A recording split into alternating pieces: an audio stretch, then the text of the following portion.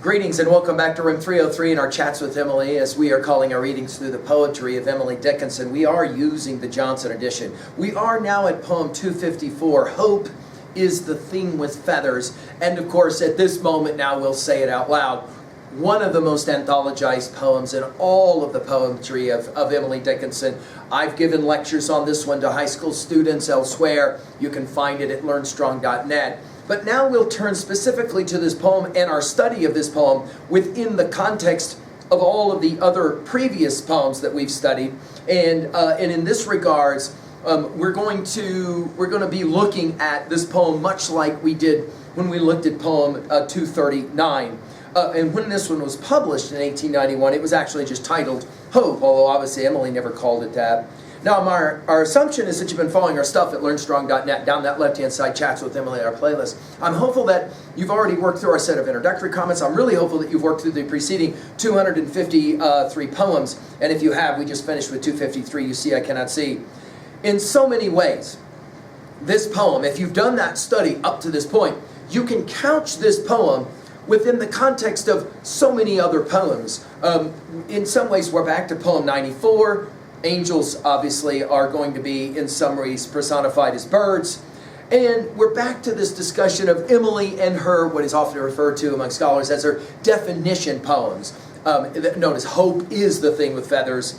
A letter is the way she'll say it in poem 1639. Glory is in poem 1660. Crisis is poem 889.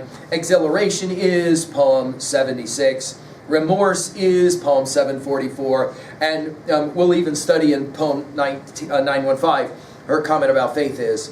Now, notice in all of those poems I just listed, you can obviously run them to ground, we'll obviously address each of them in their turn. She loves to move in her description poems from abstraction to some kind of physical reality. In this case, of course, hope is the thing with feathers, hope is a bird, right?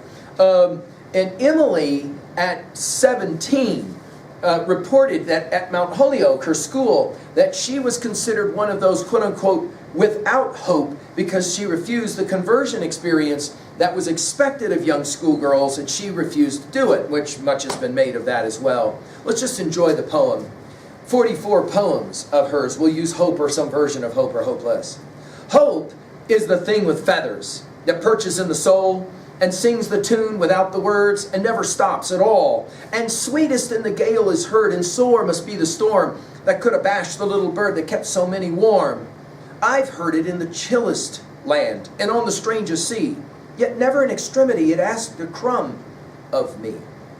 Now, I love to ask the question, why is it that certain poems of Emily's are more anthologized than others, like this one? Almost always ends up, if you're going to do an Emily Dickinson section of a high school anthology, even sometimes a college anthology, this will be one of those poems, which begs the question, why this one and not some of the preceding poems that we've studied? And I think some will argue because it's so obviously accessible, it's so easy to understand and to access. We've called our series Chats with Emily because I'm pretty convinced that every one of these poems, there's nothing accessible or easy about any of them, and even a poem like this is going to have some challenges for us that I'll hope now to kind of point out. Now, obviously, the general question is, what sort of thing is this, or blank, or whatever? In this case, it's hope.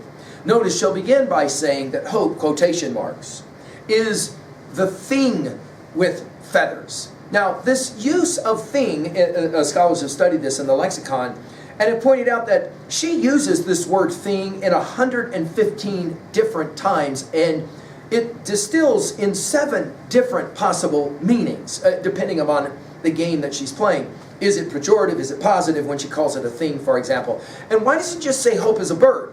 Why does she say the thing with feathers? And immediately, of course, we'll address the myths of long ago, where hope and expectation is like a bird. Bird, of course, obviously equated with freedom. We immediately think of the 1 Corinthians 13 passage, now abideth faith, hope, and love, but the greatest of these is love. And in that regards, is she speaking in this poem celebrating hope, or in fact talking about something that is almost unattainable because one never can quite figure out how it works at all? Notice the hope, that is the small bird, later she'll call it that, the little bird, it perches in the soul. Now, the word perch here is fascinating. It's only used one time in all of her poetry, and it's here. And then notice the 5 ands.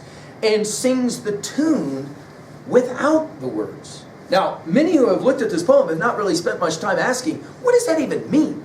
Hope is the bird that gives us something that's translinguistic, that's beyond the words. Maybe she is arguing cannot be explained. And the singing never stops at all. In other words, hope is something we never lose.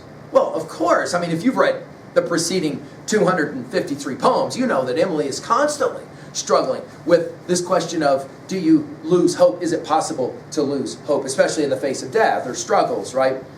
We have another and sweetest in the gale, of course, the storm, is heard. We immediately think of Keats's Nightingale, which many have said sits behind this. We've given full lectures to Ode to the Nightingale at learnstrong.net if you want to run that to ground.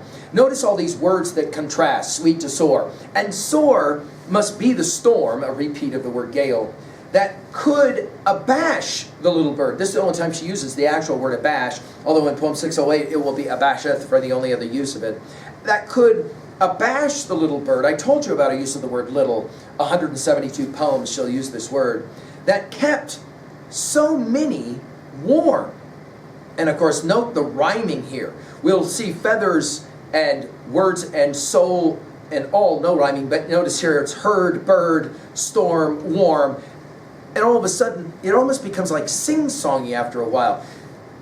Is this a throwaway line? In other words, hope is what keeps us all safe and warm. And then she'll say it. I've heard it in the chillest land. Now, notice from warm to chillest, right? And notice the opposites game that's getting played. And on the last of the fifth ands for anaphoria. And on the strangest sea, it's a strange, no pun intended here, it's a strange use of the word strange. On the strangest sea, yet never in extremity, it ask a crumb of me. Now, this use of the word crumb will be fascinating, and the fact that she says, in the greatest needs, I've used hope. It's like the little bird singing in the middle of the storm that never asks for anything in return. When we finally get to poem 1659, she'll say it this way, which is, I think, a fascinating study in itself, and when we get there, we'll remind ourselves of it. She says, fame is a fickle food upon a shifting plate, whose table once a guest, but not the second time is set, whose crumbs the crows inspect, and with ironic caw, flat past it to the farmer's corn, men eat of it and die. Speaking, of course, of fame, not hope here. Although, it is an interesting question to ask, how really different is it between fame and hope? To what regards they're both about, of course, expectations of future and the like. Well, what are we going to do with a poem like this at 2A for messages? I think she seems to be arguing that hope is necessary for our existence in our extremities, and yet there's no way to actually explain how or why it works. The bird singing in the middle of the storm, if you will. At 2B, well, obviously the personification here is powerful. The word choices as well of purchase and abash, only used once in all her poetry, and it's here. At 3A, there are so many poems about hope that Emily will play with. Like I said, 44 different poems. I just want to share a few of them with you. When we get to these poems, we'll obviously exegete in more detail. Let's go to poem 1283. Let's start there real fast. 1283. I love this poem. Could hope inspect her basis, her craft were done. Has a fictitious charter, or has it none? Balked in the vastest instant but to renew, felled by but one assassin. Prosperity. Amazing poem. How about this one in 1392? Hope is a strange invention, a patent of the heart, in unremitting action, yet never wearing out. Of this electric adjacent, not anything is known, but its unique momentum embellish all we own.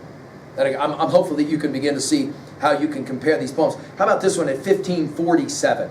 Hope is a subtle glutton. He feeds upon the fair, and yet inspected closely what abstinence is there. His is the halcyon table, that never seats but one, and whatsoever is consumed, the same amount remain.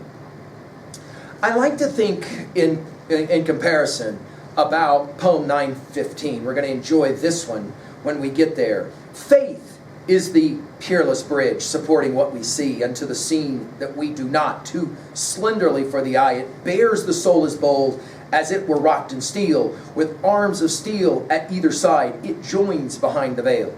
To what could we presume the bridge could cease to be?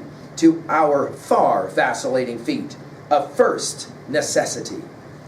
I like to think about poem 919 as Emily's statement of hope. When we get to this poem, some of you will say, this is your favorite Emily poem. If I can stop one heart from breaking, I shall not live in vain. If I can ease one life the aching, or cool one pain, or help one fainting robin unto his nest again, I shall not live in vain. Think about Hardy's Darkling Thrush. We've given full lectures at learnstrong.net, where hope, of course, is central as an old bird singing. And then we mentioned, of course, Keats's Nightingale. Think about Shelley's Ode to a Skylark as well, or just to Skylark. It will play a very similar game. We look before and after and pine for what is not. Our sincerest laughter is with some pain is fraught.